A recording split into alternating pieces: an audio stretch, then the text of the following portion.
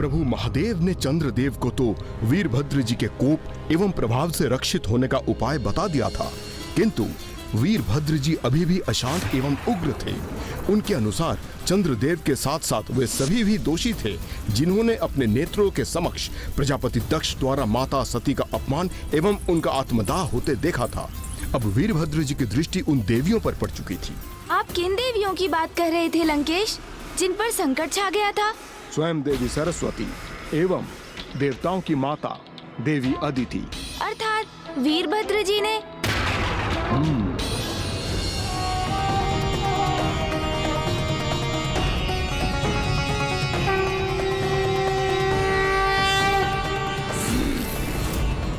ये वीणा की ध्वनि कहां से आ रही है?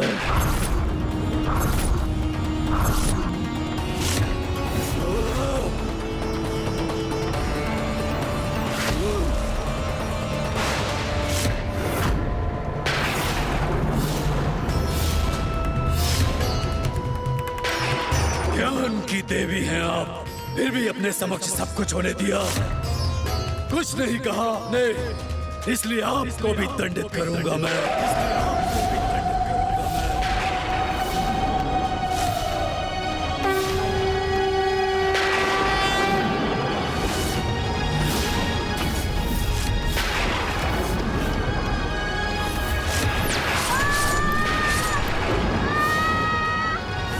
इस प्रकार जिसने भी दक्ष प्रजापति के उस अन्याय का विरोध नहीं किया, शांत रहकर उन्हें मूक समर्थन प्रदान किया, वो सभी भी दंड के भागी बने।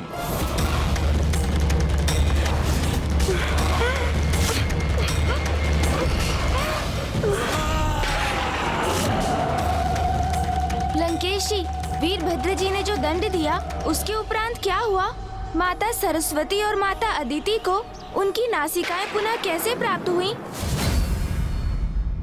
हे भोलेनाथ, हे दया निधान, हमें क्षमा कर दीजिए, हमसे बहुत बड़ी भूल हो गई। हाँ प्रभु, हमें क्षमा कर दीजिए। भूल तो आपसे अवश्य हुई है। छिपकर, शांत रहकर स्वयं ज्ञान की देवी ने आज अन्याय का साथ दिया है, इसलिए आज से संसार को यह भी ज्ञात होना चाहिए कि सबसे बड़े ज्ञानी को कभी शांत रहकर अन्याय, पाप और अधर्म का साथ नहीं देना चाहिए।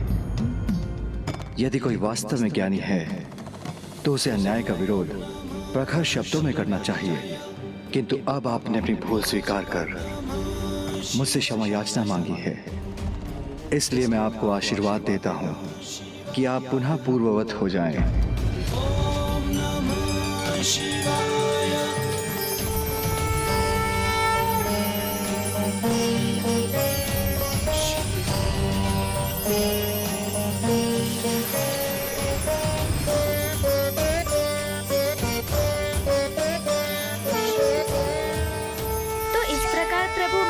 ने माता सरस्वती एवं माता अदिति को क्षमा प्रदान कर उन्हें दोष मुक्त कर दिया। किंतु लंकेश, फिर चंद्रदेव का क्या हुआ? वो तो अभी भी वीरभद्र जी के प्रहार प्रभाव के दोष से जूझ रहे थे ना, और इसी कारण वो लुप्त होने की स्थिति में भी पहुंच चुके थे। किंतु क्या उन्होंने महादेव के सुझाव अनुसार स्वयं को रक्षित करने के लिए पीपल वृक्ष की प्रदक्षिणा पूर्ण कर ली लंकेश?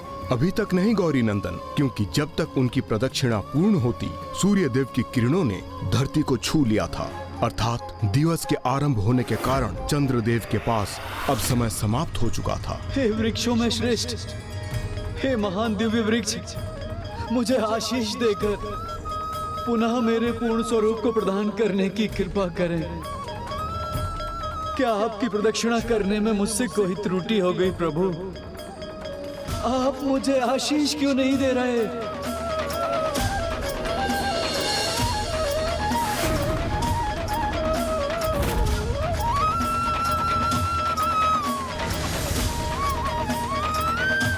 मुझ पर कृपा करें। यदि आज आपका आशीष पाने के पूर्व तिथि परिवर्तित हो गई तो मैं कदापि अपना पूर्ण स्वरूप प्राप्त नहीं कर पाऊंगा प्रभु। और संसार में रात्रि काल में सदा के लिए अमावस्या का अंधकार स्थापित हो जाएगा प्रभु। कृपा कीजिए प्रभु, रक्षा कीजिए प्रभु, आशीष दीजिए प्रभु, आशीष दीजिए।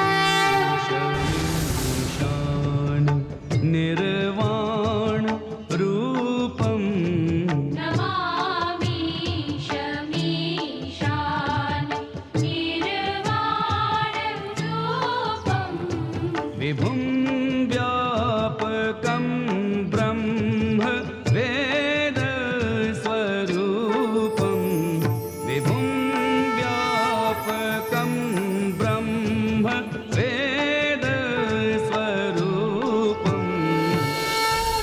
इसी प्रकार सूर्य देव के साथ तिथि परिवर्तित होने के कुछ ही क्षणों के पूर्व चंद्रदेव एवं चंद्रमा ने अपना पूर्ण स्वरूप पुनः प्राप्त कर लिया। तो अब मुझे स्पष्ट हुआ कि चंद्रदेव अर्थात सोमदेव को जिस अमावस्या की रात्रि में पीपल वृक्ष को आशीष प्राप्त हुआ, उसी विशेष तिथि को सोमवती अमावस्या भी कहते हैं। और तभी से इस अमावस्या की तिथि पर जो भी कोई पीपल वृक्ष के नीचे दीपक प्रज्वलित कर उनकी 108 प्रदक्षिणा करता है, उसे दिव्य पीपल वृक्ष की कृपा से किसी भी घातक रोग, अकाल मृत्यु योग, शनि दशा और किसी भी प्रकार की अन्य अपूर्णता से मुक्ति प्राप्त होती है। इसलिए सोमवती अमावस्या का सर्वाधिक महत्व है।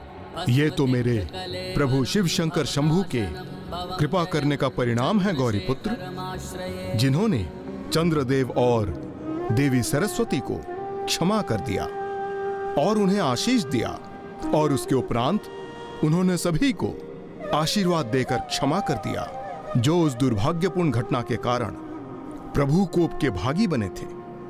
इसी क्रम में दक्ष प्रजापति को भी प्रभु की कृपा स्वरूप अज का शीश प्राप्त हुआ था।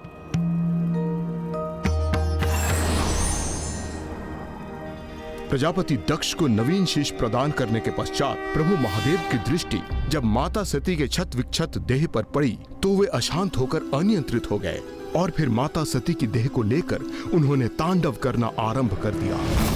उनका क्षोभ, देवी सती के लिए उनका अटूट प्रेम वर्तमान परिस्थितियों में सृष्टि पर क्रोध का ज्वालामुखी बनकर फूट रहा था। हाँ लंकेश, ये तो मुझे भी स्मरण है कि फिर किस प्रकार प्रभु नारायण के हस्तक्षेप से 51 शक्ति पीठों की स्थापना हुई थी, क्योंकि प्रभु महादेव का मन अभी भी अशांत था और दूसरी ओर वीरभद्र जी का क्रोध तो अभी भी अपने चरम पर ही था। इसलिए माता भद्रकाली उन्हें उस अवस्था में देखकर अत्यंत चिंतित थीं, क्योंकि वीरभद्र जी के क्रोध से तो समस्त संसार के लिए ही संकट उत्पन्न हो सकता था। तब माँ भद्रकाली ने वीरभद्र जी के समक्ष अपने सौम्य स्वरूप में प्रकट होकर उन्हें शांत किया, जिसके उपरांत उनका परस्पर विवाह हुआ।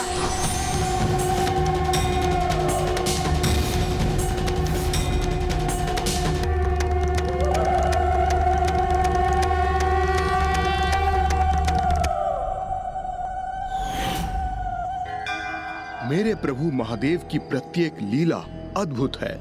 उन्होंने प्रत्येक अवतार से सृष्टि को एक उपदेश भी दिया है। आपने सर्वथा उचित कहा था लंकेश। चंद्रदेव और माता सरस्वती के उदाहरण से वीरभद्र जी ने संसार को एक बहुत बड़ी सीख देकर जीवन का एक नवीन सूत्र स्थापित किया कि ज्ञानी एवं बलशाली का अन्याय और अधर्म को देखकर शांत रहना सर्वथा अनुचित है, अधर्म है।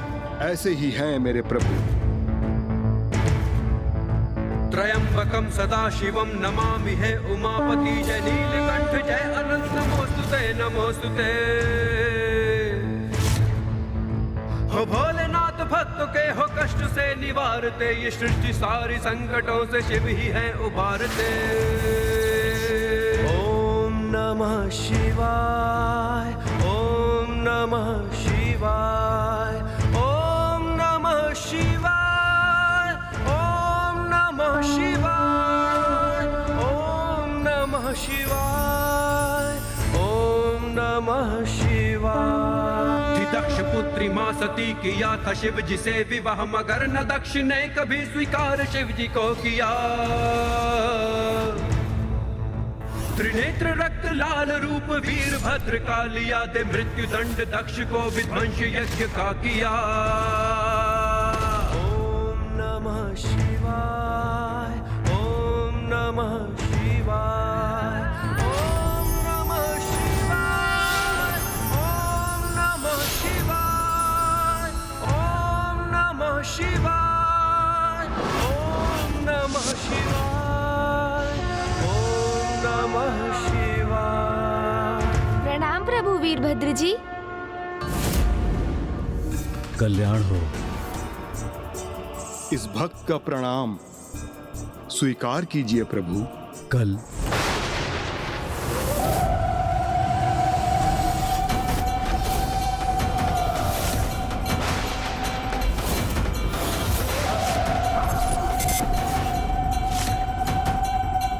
लंकेश, प्रभु शिव का आत्मलिंग तुम्हारे हाथ में क्यों है?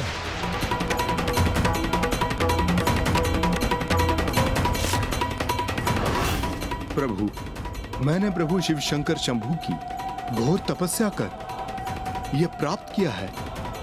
यह स्वयं प्रभु महादेव ने मुझको दिया है और इन्हें स्थापित करने मैं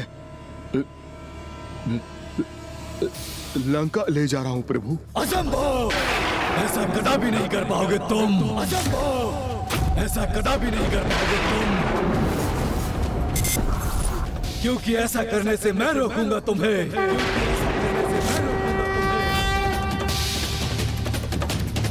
प्रभु,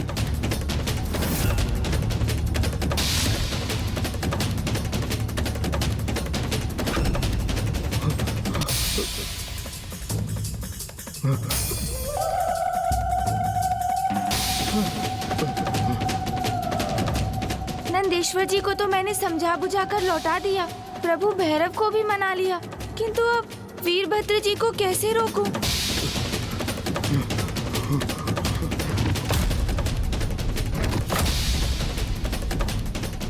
अब क्या होगा? कहीं प्रभु वीरभद्र जी लंकेश को आहत ना कर दे। नहीं, मुझे इन्हें ऐसा करने से रोकना ही होगा।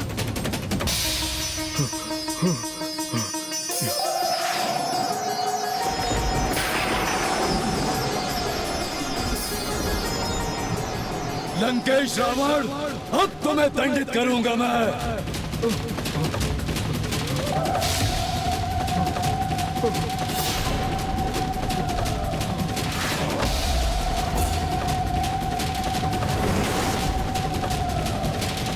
अब मैं अपनी रक्षा कैसे करूं? नहीं, वीरभद्र जी का प्रहार तो लंकेश का अंत कर देगा, जो अत्यंत अनर्थकारी होगा।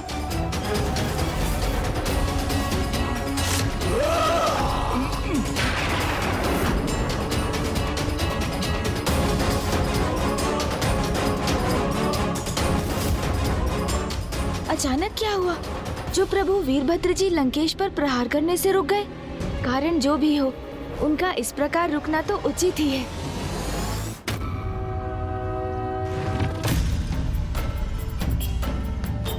स्वस्ति न इंद्रो वृषभाः।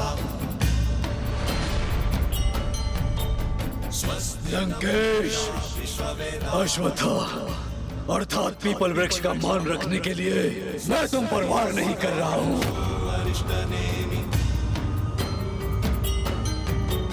स्वस्ति नो बृहस्पतिर्दधातु। किंतु यदि तुम पीपल वृक्ष की शरण में न पहुंचे होते तो आज यमराज से तुम्हारी भेंट अवश्य होती। ये तो मेरा सौभाग्य है जो मैं पीछे हट गया और पीपल वृक्ष की शरण में पहुंचकर इनसे सुरक्षित हो गया। मुझसे सुरक्षित अवश्य हुए हो तुम, किंतु तुम्हें अधिक प्रसन्न होने की आवश्यकता नहीं, क्योंकि मुझे विश्वास है प्रभु का आत्मलिंग कैलाश से दूर करने का प्रयास कभी सफल नहीं होगा। प्रभु का आत्मलिंग लंका कभी नहीं पहुंचेगा।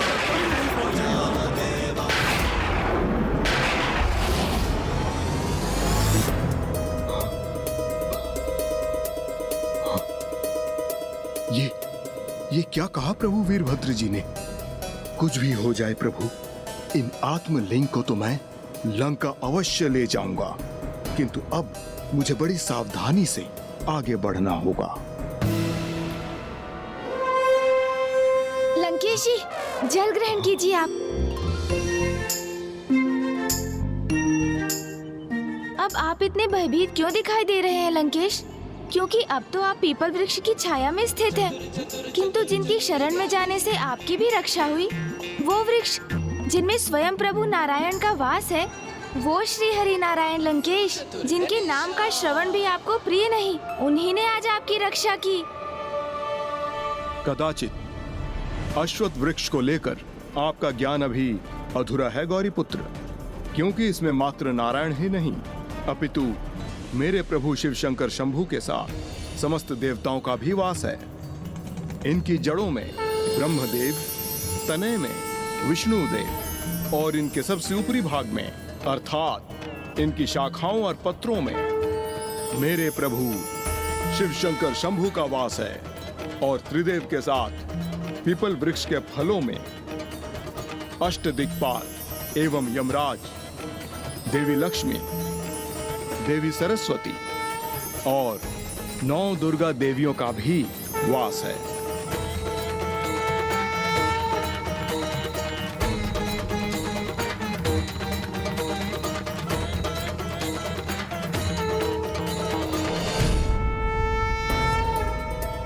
क्या हम यहाँ खड़े खड़े बस इन दोनों को देखते ही रहेंगे या इन्हें रोकने के लिए आगे कुछ करेंगे भी? करेंगे, करेंगे, अवश्य करेंगे।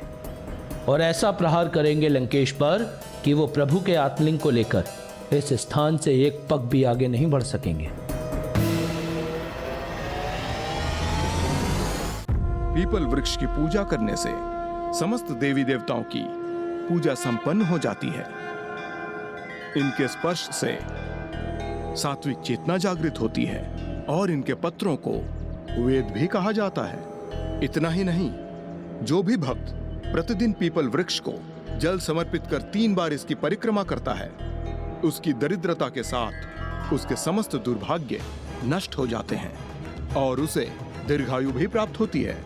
हाँ लंकेश, मुझे भी अब स्मरण है, माँ ने भी एक बार पीपल वृक्ष की महिमा का उल्लेख किया था। उन्होंने कहा था कि 10 पुष्पों के पौधे, 5 आम के वृक्ष और 2 अनार के वृक्ष रोपने से जितना पुण्य प्राप्त होता है, मात्र 1 नींबू एवं 1 वट अर्थात बरगद एवं पीपल वृक्ष को रोपने से प्राप्त होता है। और जो भी ऐसा करता है वो कभी नरक का भागी नहीं बनता।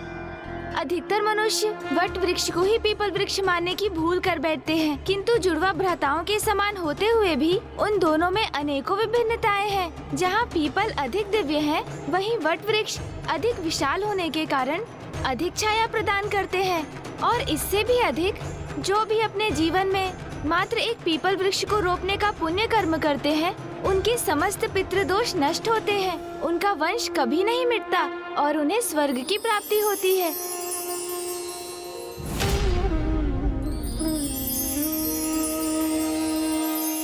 अश्वत्थ सुमहाभाग सुभग प्रियदर्शन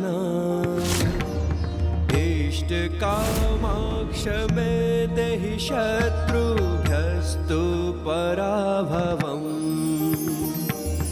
आयुः प्रजां धनं धान्यं सौभाग्यं सर्वसम्पदम् देहि देवी महावृक्ष त्वामहं शरणं गतः। हे पीपल वृक्ष और इनमें स्थित समस्त देवी देवता गण, कृपया कर मुझे आशीष दीजिए कि मैं लंकेश रावण को प्रभु के आत्मलिंग को लंका ले जाने से रोकने का कार्य सफलतापूर्वक संपन्न कर सकूं।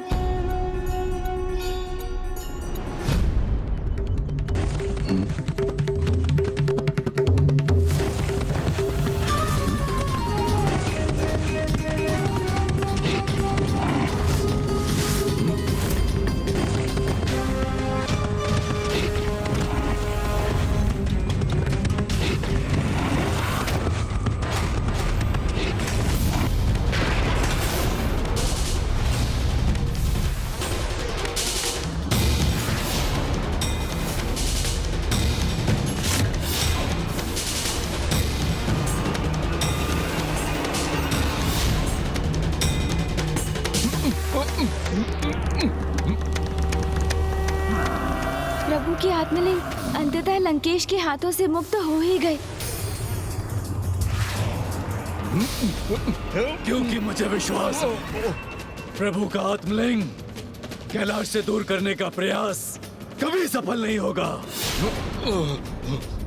प्रभु का आत्मलिंग लंका कभी नहीं पहुंचेगा।